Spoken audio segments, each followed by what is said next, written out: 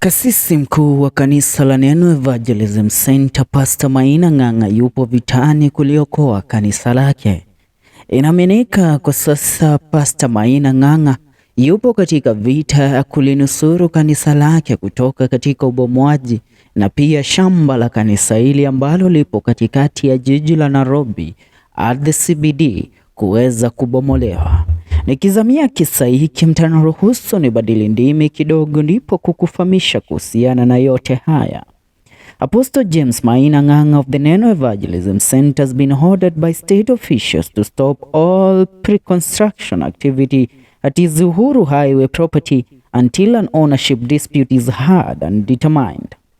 The preacher, whose church sits on a 1-acre plot of land at the intersection of Uhuru Highway and Haile Selassie Avenue in Nairobi, says that the Kenya Railways has asked him to pause any work on site pending the determination of the case. I shall quote him.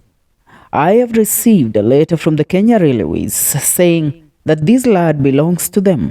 They have asked me to not develop the land until a case that is in court is determined," Apostle Ng'ang'a told his church members on Sunday. He says, "I bought this land in the year 2002 from the Central Bank of Kenya," he added. This is not the first time the state corporation has sent a letter to the apostle. On February 3rd, 2020, the company informed Mr. Ng'ang'a of its intention to take over the church's land, claiming it was illegally acquired from the parastatal. Neno Evangelism Centre encroaches on land initially reserved for railway use, Kenya Railways said, asking the church to surrender documents pertaining to the irregular allocation of land.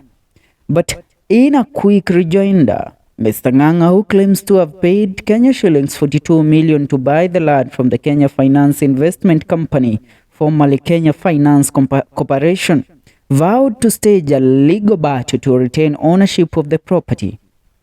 He says the owner of this field operated a bank that borrowed money from the central bank. The bank went under and CBK seized the property, which it is sold to pay back the depositors, he said.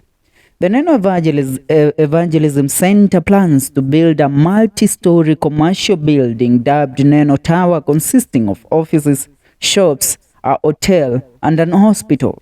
Apostle Ng'ang'a maintains he is the legal owner of the property and has vowed to defend his property ownership rights to pave the way for the church projects.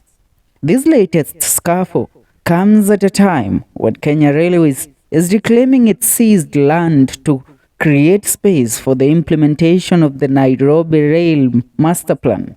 The scheme incorporates the reshaping and construction of a huge transport hub on the 273-acre Kenya Railways headquarters land, as well as the erection of flyover roads connecting it with key roads. If implemented, the project is expected to give to the Kenyan capital a new railway station that integrates with the Nairobi Bus Rapid Transit scheme and other public transport modes.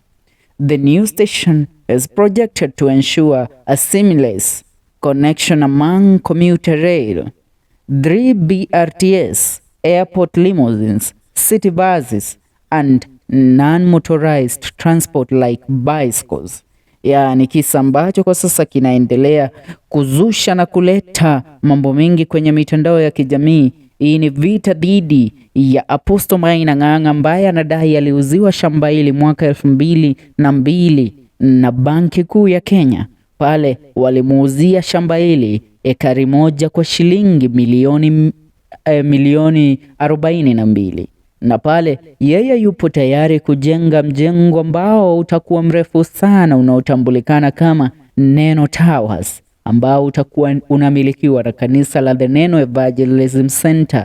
Ila serikali ya Jamhuri ya Kenya inadai shamba hili na inataka kuangusha railway station pale ambapo wanaendelea kudevelop nchi yetu ya Jamhuri ya Kenya. Wewe unadai aje? Madai yako na comments za kwako kuhusiana na shamba hili ambalo Ng'ang'a wanapigania na serikali ya Jamhuri ya Kenya.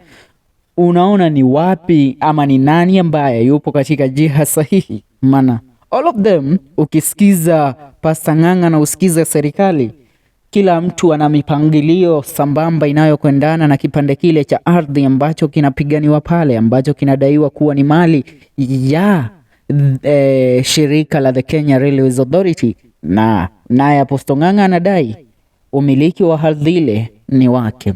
Ni yao kwa sasa. Achia maoni yako kwenye comment section, tuungane kwenye video zetu zijazo. Jina langu ni Felix Mwanda na hii ni FM Show KE.